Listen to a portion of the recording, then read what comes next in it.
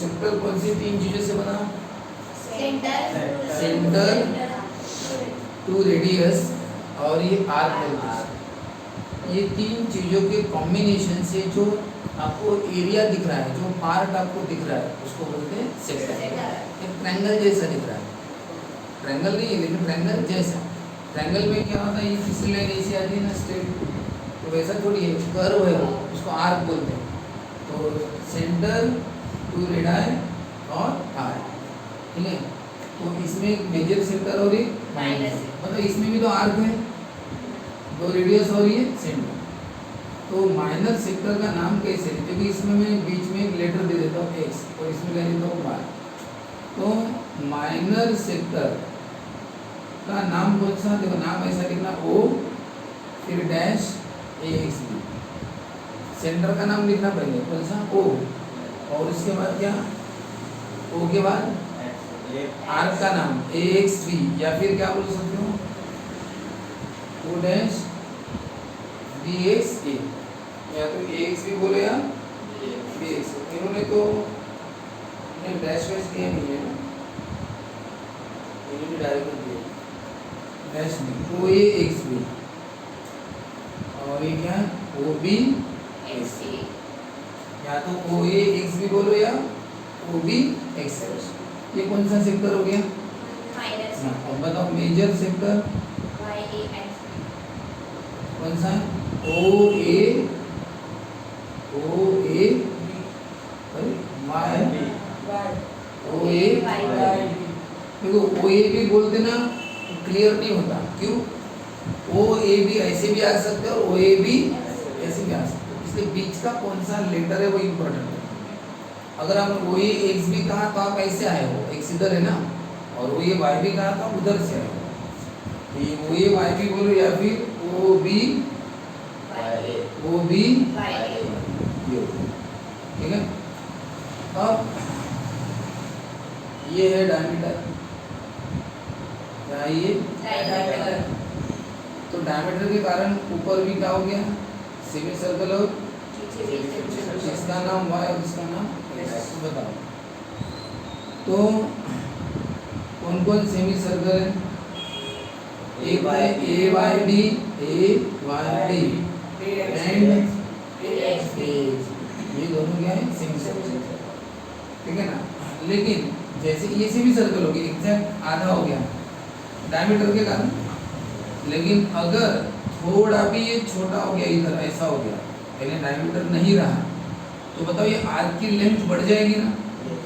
यार पहले इतना था तो क्या हो गया, थोड़ा सा बढ़ गया, कौन सा आर्क, ऊपर वाला, तो नीचे वाला थोड़ा सा कम हो गया, तो अब ये बन गया छोटा और बड़ा, अब तो ऊपर वाले को मेजर, जब डायमीटर है तब इक्वल, ना मेजर ना माइनर, दोनों को क्या बोलते हैं फिर सेमी सर्कल, क्या बोलते हैं सेमी सर्कल। लेकिन जब डायमीटर नहीं रहा, रेडियस आ गई, तो एक मेजर और एक माइनर हो जाएगा। तो इसमें जो जैसे ये है ओ ए एक्स बी, और बताओ रेडियस, दो रेडियस के बीच में एंगल है, हाँ दो रेडियस के बीच में क्या है, एंगल कौन सा है, theta. Here O is the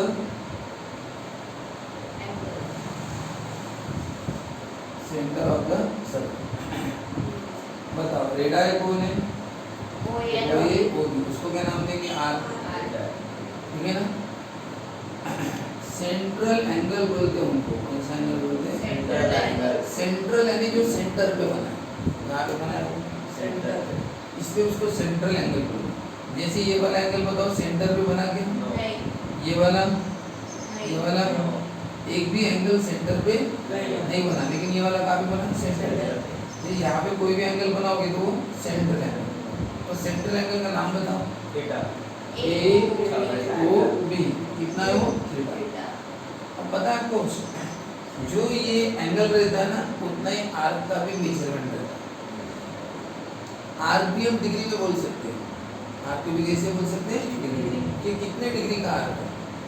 तो कैसे, जो ये रहेगा ना वो इतना रहेगा, जैसे कि देखो ये पूरा एंगल रहता है 360 डिग्री, तो पूरा आर्क भी कितना रहता है 360। इसमें हम बोलते हैं सर्कल 360 डिग्री। सर्कल कितने डिग्री का 360 डिग्री। तो ये पूरा अगर ये वाला एंगल बड़ा बड़ा होते जाएगा तो पूरा 360 हो जाएगा। तो वैसे ये भी 360, ये तो प्रोपोर्शन में चलता है। इसका मतलब ये अगर 60 है तो ये भी कितना होगा 60 ऐसा। यानी कौन सा एंगल AOB है ना, और ये जो आर्क है कौन सा AXB, ये दोनों एक है, उनका मेजर एक है। तो क्या होगा देखो, measure of central angle equal to measure of corresponding arc,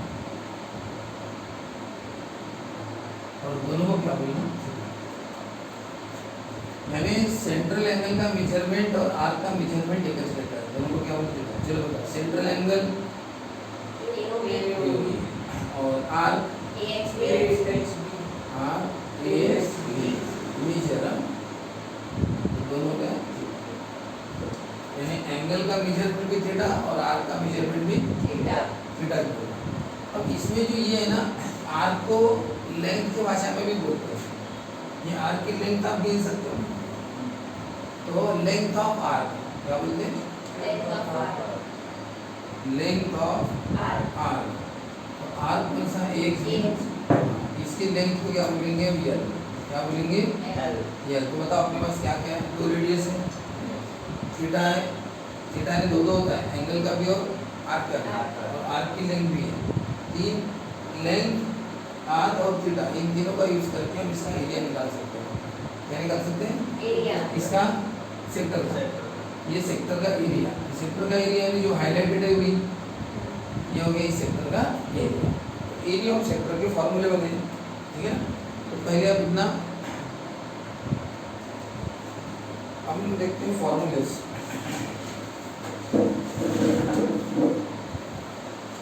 अब बताइए, जब भी आपका पेपर रहता है सपोज 100 मार्क का, ये 100 मार्क का पेपर था, इसमें से आपने ये इतना सॉल्व किया और आपको मिले सपोज 30 मार्क्स, तो आप क्या लिखते हैं 100 में से 30 लिखते हैं। ये 30 उसी 100 में से, 30 उसी 100 की, बस उतना करेक्ट है आपका। तो ये पासिंग परसेंटेज है। तो पासिंग वाला क्या होगा, पासिंग अगर निकालना है तो पासिंग वाले यानी करेक्ट वाले लिखने पड़ेंगे। फेलियर परसेंट निकालना है तो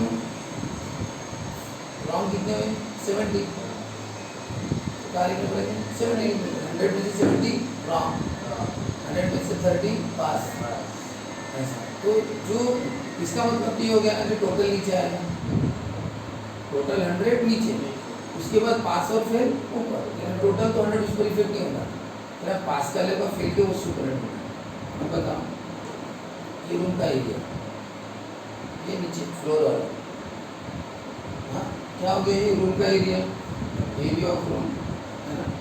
और उसमें से आपने इतने एरिया में रंगोली निकाली, क्या निकाली, तो रंगोली का एरिया कितना है, फिर उसका परसेंटेज, तो रूम के एरिया नीचे रहेगा टोटल, उसमें से एरिया ऑफ रंगोली माइनस नहीं, ऊपर रेशियो के फॉर्म में लिखना, कैसे फॉर्म लिखते हैं, फॉर्मूला बनाना है इसको कि टोटल एरिया नीचे, टोटल एरिया यानी रूम का एरिया, उसमें से कितने एरिया में रंगोली है वो ऊपर लिखो, ठीक है ना, ऐसा।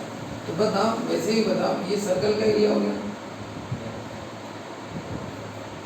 ये एरिया किसका हो गया, पूरा सर्कल का, ये हो गया। उसमें से कितने एरिया में है सेक्टर, ये ऊपर आएगा, है ना, और ये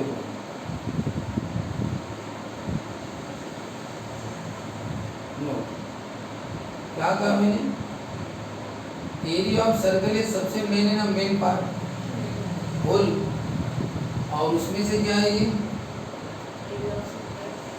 एरिया ऑफ सेक्टर हो गया, बराबर। अगर वही कंपैरिजन हम इसके साथ करें तो ये आपने क्या किया, एरिया लिया ना, ये पूरा सर्कल का एरिया, उसका कंपैरिजन क्या, सेक्टर के एरिया से, वो ये होल हो गया, और ये उसी का एक पार्ट होगा, ये होल है ना, तो होल कहाँ पे आता है? नीचे। 100 मार्क करने पर नीचे, और उसी में से ये है, जैसे 100 में से ही 30 थे तो उसी में से ये है ना, वैसे ही बता। पूरा एंगल कितना रहता है? 360 रहता है। उसी में से इसका एंगल लेना पड़ेगा। जैसे आपने सर्कल नीचे लिया तो सर्कल का अगर आप एंगल की भाषा में बोलोगे तो पूरा सर्कल कितने डिग्री का रहता है? 360। तो सेक्टर कितने डिग्री का है? थीटा, है ना। तो सर्कल का एरिया कंपैरिजन सेक्टर का एरिया, वैसे सर्कल का मेजरमेंट 360, तो किसका मेजरमेंट? सेक्टर का मेजरमेंट यानी एंगल। वैसे ही बताओ, अगर सर्कल का एरिया, सॉरी सर्कल का सरकमफेरेंस, किसका सरकमफेरेंस? सरकमफेरेंस ऑफ सर्कल, तो अब किसका सरकमफेरेंस? सेक्टर का। तो ये सर्कल का सरकमफेरेंस होता है, ये किसका हो गया? Length of arc, length of arc, ऐसा समझो ना, लेंथ ऑफ सर्कल बोलेंगे ना सीधा सीधा, लेंथ ऑफ सर्कल। सर्कल की लेंथ कहाँ आएगी? नीचे, क्योंकि वो होल है। सर्कल की लेंथ क्या है? होल। उसमें से सेक्टर की लेंथ उसका पार्ट है ना। आप होल और पार्ट को समझो। अगर ये पेन होल है, ये उसका पार्ट है, ये पेन होल है तो चेयर उसका पार्ट है नहीं बोलेंगे, दूसरी चीज कैसे लाएंगे? उसी में से लेना पड़ेगा ना। अगर हम सर्कल की लेंथ ले रहे तो उसी का एक पार्ट है ना आर्क की लेंथ। सर्कल की लेंथ का एक पार्ट कौन है? आर्क की लेंथ। सर्कल का मेजरमेंट डिग्री में कितना है?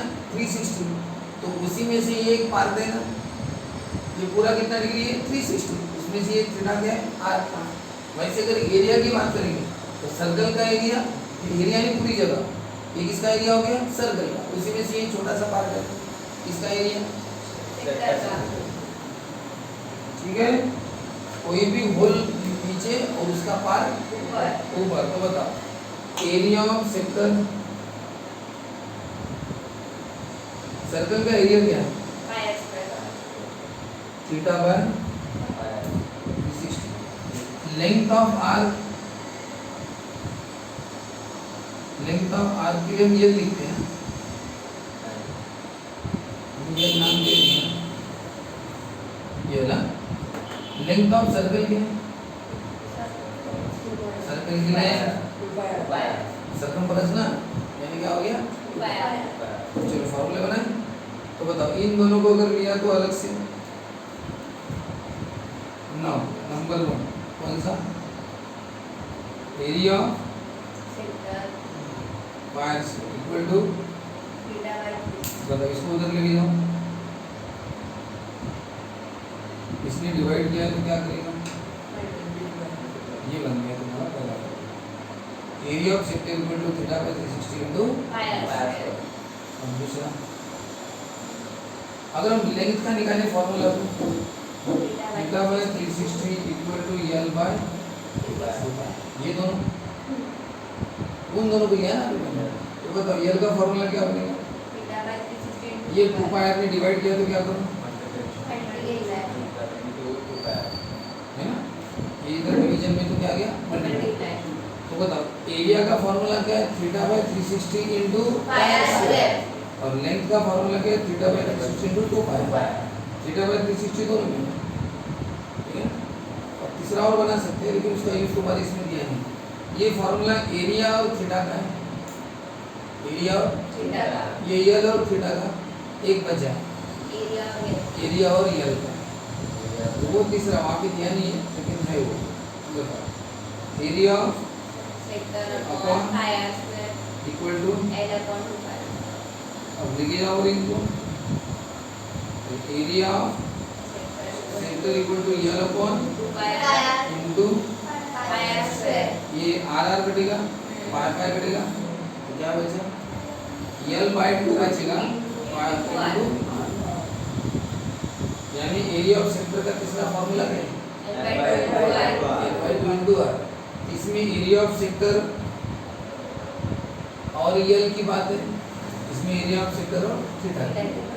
जब कभी थीटा दिया जाए तो ये वाला फॉर्मूला यूज करना, लेंथ दी जाए तो ये वाला फॉर्मूला यूज करना। एरिया ऑफ सेक्टर के दो, वैसे तुम्हें ये नहीं दिया है उन्होंने, ये दोनों, लेकिन है वो भी स्टेट बोर्ड में ये है, इसलिए कहीं के मामले में स्टेट बोर्ड सीबीएसई से आगे निकल जाता है, कहीं की सीबीएसई स्टेट बोर्ड से आगे, तो हम ये करते हैं इसको कम नहीं लिख सकते। तो देखो तो एरिया ऑफ सेक्टर है ना, ये दोनों यल और ये थीटा, ये यल और थीटा का स्पेशल है, लेकिन हर जगह रेडियस की जरूरत है, रेडियस इसमें भी है इसमें भी है, और रेडियस हर जगह, रेडियस तो यहाँ रखना है वो कंपल्सरी। तो सबसे पहले रेडियस ही निकालना है, रेडियस के बाद ही आप कोई भी फॉर्मूला यूज कर सकते हो। एरिया ऑफ सेक्टर दिया तो ये फॉर्मूला, थीटा दिया तो ये फॉर्मूला, लेंथ दी तो ये फॉर्मूला। और अगर एरिया ऑफ सेक्टर की बात नहीं की है, यल और थीटा इनमें से कुछ है तो यल दिया तो थीटा मिलेगा, थीटा दिया तो इनका भी यूज कर सकते हैं समय के हिसाब से। तो आप इसको बॉक्स करेंगे,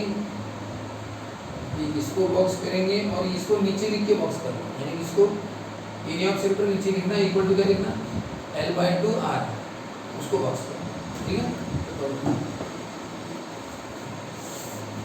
देखो find the area of sector बोला है, एरिया ऑफ सेक्टर बोला है, लेकिन तीन क्वेश्चन पूछे। एरिया ऑफ सेक्टर में पहला क्वेश्चन क्या है, रेडियस कितनी है, सेंटीमीटर, और angle of sector 60। Angle of sector है थीटा की बात, थीटा और आर, तो कौन सा फॉर्मूला यूज करेंगे। एंगल ऑफ सेक्टर का फॉर्मूला दो है, ये एल वाला है और ये थीटा वाला, कौन सा। लेकिन शुरुआत किसी भी प्रॉब्लम की कैसे करना, देखो पहले ऐसे लिखना, रेडियस इक्वल टू आर कितना 6 सेंटीमीटर, एंगल ऑफ सेक्टर उसको नोटेशन देना, सिंबल क्या है थीटा, कितना 360 डिग्री, फिर एरिया ऑफ सेक्टर का फॉर्मूला θ/360 इनटू यही वाला फॉर्मूला। पहले जो गिवन है लिखना पड़ेगा ना, angle of sector theta, radius R, ये दिया हुआ सिंबल के साथ लिख देना, और फिर जो पूछा है एरिया ऑफ सेक्टर का फॉर्मूला, अब ये लिखोगे ये वाला ऊपर वाला, अब लिखोगे उसमें पाई की वैल्यू कितनी पड़ेगी, 22/7, रेडियस कितनी 6, इसका स्क्वायर, थीटा कितना 16, कैलकुलेशन करके जो भी आंसर आएगा सब देखना कि मैच होना चाहिए सबका आंसर। अब दूसरा प्रॉब्लम देखो, बताओ डायमीटर कितना दिया, 40। शुरुआत क्या होंगी, diameter equal to therefore radius 7, यानी आर नाम देना कितना 14/2, ऐसा बताना, डायरेक्ट 7 देना। रेडियस को आर नाम देना बहुत जरूरी है क्योंकि फॉर्मूले में आर है, और फिर क्या लिखना डायमीटर/2, यानी कितना 7। तो रेडियस डायरेक्ट नहीं दी थी, इनडायरेक्टली पता करनी पड़ेगी, ओके। चलो रेडियस होगी, अब और क्या दिया, लेंथ ऑफ आर, और क्या दिया, लेंथ ऑफ आर, तो यहाँ पे लिखना लेंथ ऑफ आर, नाम क्या दो उसको, यल, कितना 10 सेंटीमीटर, और अब पूछा क्या है, find the area of sector. अब कौन सा फॉर्मूला, एरिया ऑफ सेक्टर क्या है, L/2 इनटू ये वाला, क्योंकि यल दिया यल वाला, थीटा दिया तो थीटा वाला, और इसमें जो जो लगता है पहले सब गिवन में डाल देना, लेंथ यल दी, रेडियस दिया, इसलिए। अब तीसरा वाला, हाँ तीसरा कौन सा है, सर्कमफरेंस, सर्कमफरेंस ऑफ सर्कल कितना दिया है 44, ठीक है। लेकिन उसके पहले क्या लिखना, रेडियस लिखना, रेडियस को क्या नाम देंगे आर, और वो आपको पता नहीं है, पता नहीं तो कुछ नहीं लिखोगे ना, जैसे इसमें पता है तो लिख दिया, इसमें पता ही नहीं तो क्या लिखेंगे, कुछ नहीं। लेकिन अब बताओ उसके बाद लिखना, सर्कमफरेंस कितना दिया है 44 सेंटीमीटर, लिखा मैंने 44 सेंटीमीटर। बताओ आर निकालना बहुत कंपल्सरी है, जैसे डायमीटर दिया था तो आर निकाली, इसके नहीं, अभी क्या दिया है सर्कमफरेंस से हम निकालेंगे। बताओ सर्कमफरेंस कितना है 44, तो सर्कमफरेंस का फार्मूला क्या है, 2πr, सर्कमफरेंस का फार्मूला है 2π, सर्कमफरेंस के नीचे लिखना फार्मूला उसका 2πr, और ये कितना है 44। बताओ पाई की वैल्यू कितनी है, और ये कौन है 44, आर को रहने दे, बाकी सबको उधर भेजना, बाकी सबको उधर भेजना है, 7 नीचे है तो ऊपर जाएगा, और ये ऊपर है तो नीचे, आर रह गया, ये तीनों गए ना, तीनों गए तो कैसे, 7 नीचे है तो ऊपर, और ये दोनों ऊपर है तो नीचे, कैलकुलेशन से तुम्हें क्या मिलेगा 8, एक बार आर मिल गया। हाँ तुम्हें बताओ कौन सा फॉर्मूला यूज करेंगी, नहीं और कुछ नहीं दिया हुआ, और क्या दिया, एंगल ऑफ सेक्टर कितना दिया है 120, ऐसा लिखेंगे ना, एंगल ऑफ सेक्टर, थीटा नाम देना पड़ेगा ना, थीटा, एंगल ऑफ, बताओ आप कौन सा फॉर्मूला यूज करेंगे, एरिया ऑफ θ/360 इनटू, समझ गए क्या बात है। यानी तीनों में अड़चन सिर्फ रेडियस की दी, बाकी कुछ नहीं। रेडियस डायरेक्ट दिया, इसमें रेडियस डायमीटर से निकाली, बाकी तो ये लेंथ ही थी, और इसमें सरकमफेरेंस है, सरकमफेरेंस की जगह 2 पाई लिखना, और ये मिल गई, पाई की वैल्यू पुट करो, हो गया। ऐसे 3 प्रॉब्लम करो और फिर जा सकते, ठीक है।